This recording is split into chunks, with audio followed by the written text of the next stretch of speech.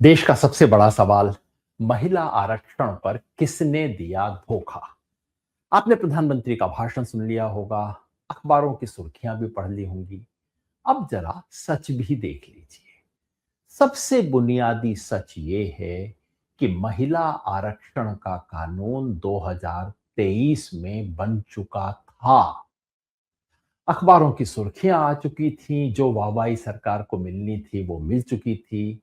106वां संविधान संशोधन आ चुका था, गजट में आ गया था, बस लागू होना बाकी था। और लागू होना क्यों बाकी था? क्योंकि इस संविधान संशोधन की इमारत में सरकार ने बिना वजह से दो शर्त डाल दी थी। यह है संविधान का आर्टिकल 334 ए, जो कि इस संशोधन के माध्यम से आया। लेकिन सरकार ने शर्त लगा दी। शर्त क्या थी? कि यह लागू तब होगा जबकि डीलिमिटेशन आएगा।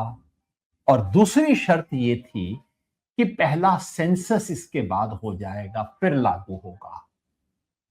इन दोनों शर्तों की कोई वजह नहीं थी। विपक्ष ने विरोध किया, लेकिन शर्त लगाई गई। यही नहीं, सरकार ने 2023 सितंबर में आए हुए इस संविधान संशोधन को नोटिफाई तक नहीं किया। नोटिफाई पता है कब किया? 16 अप्रैल को, यानी कि जिस दिन संसद में बहस हो रही थी, एक दिन के बाद सरकार को याद आया कि इसे नोटिफाई करना है। अब सरकार एक नया संविधान संशोधन लेके आती है, कहती है अब हम महिलाओं को आरक्षण दे के रहेंगे, मानो बिल्कुल नए सिरे से सारी बात चल रही है। इसमें एक अच्छाई थी कि सरकार ने दो में से एक शर्त हटा ली, यानी कि 334 ए में से सेंसस का जिक्र हटा लिया। लेकिन एक शर्त बची रही, वो है एक्सरसाइज ऑफ डीलिमिटेशन, जो मैंने पहले भी कहा था, जिस शर्त का कोई मतलब नहीं है। यही नहीं, इसके अलावा तीन शर्तें और जोड़ दी। दो लाइन का बिल लाने के बजाय 3 पेज का बड़ा सारा बिल लेके आए और शर्तें क्या क्या जोड़ दी कि भाई महिला का आरक्षण होगा, लेकिन तभी जबकि संसद की संख्या 543 से बढ़ा के 850 की जाए। यह शर्त पहले नहीं थी।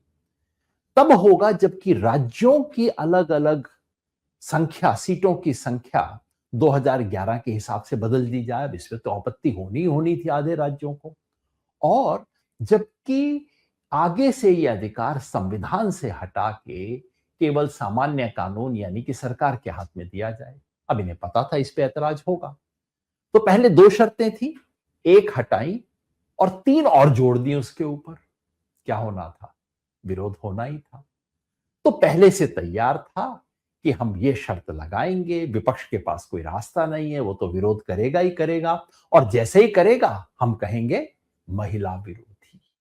यही खेल था। तो एक सिंपल सा टेस्ट मैं आपको बताता हूं किसी भी पार्टी के लिए।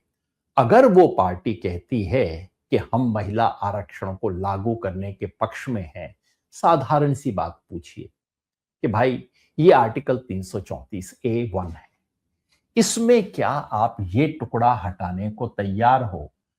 शैल कम इनटू इफेक्ट, ये आफ्टर से लेके और उसका डेढ़ वाक्य जो है, ये आप हटा दीजिए, जिसमें सेंसस की शर्त है और जिसमें डिलिमिटेशन की शर्त है। तो क्या ये छोटा सा टुकड़ा आप काटने को तैयार हो? और काटने के बाद आप कह दीजिए shall into come into effect immediately. बस इतना करने की जरूरत है, और कुछ मत जोड़िए इसके साथ। इसको तुरंत लागू कीजिए। अगर संविधान में यह बदलाव हो जाए ना, जो केवल एक लाइन का संशोधन की जरूरत है, महिला आरक्षण कल से लागू हो जाएगा, उत्तर प्रदेश चुनाव में लागू हो जाएगा। प्रश्न ये पूछना चाहिए कि सरकार ये करने को तैयार क्यों नहीं है, जबकि विपक्ष कह रहा है कि हम इसके लिए पूरी तरह तैयार हैं। मतलब, अगर उत्तर देना है इस सवाल का कि कौन महिला के साथ धोखा कर रहा है, चार सवाल पूछिए। नंबर एक, वो कौन था जिसने 2023 में महिला आरक्षण में दो बिना वजह की शर्तें लगाई? नंबर दो, वो कौन था जिसने 2026 तक इसे नोटिफाई तक नहीं किया? नंबर 3, वो कौन था जिसने 2026 में नया कानून लाके, नया संशोधन लाके एक शर्त हटाई और 3 और जोड़ दी उसके अंदर? और चौथा, वो कौन है जो महिला आरक्षण के सीधे एक लाइन के संशोधन के लिए तैयार नहीं है?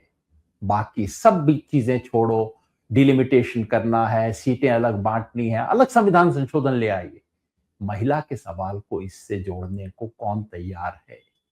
कौन चाहता है कि महिला के संशोधन में पेंच लगाया जाए?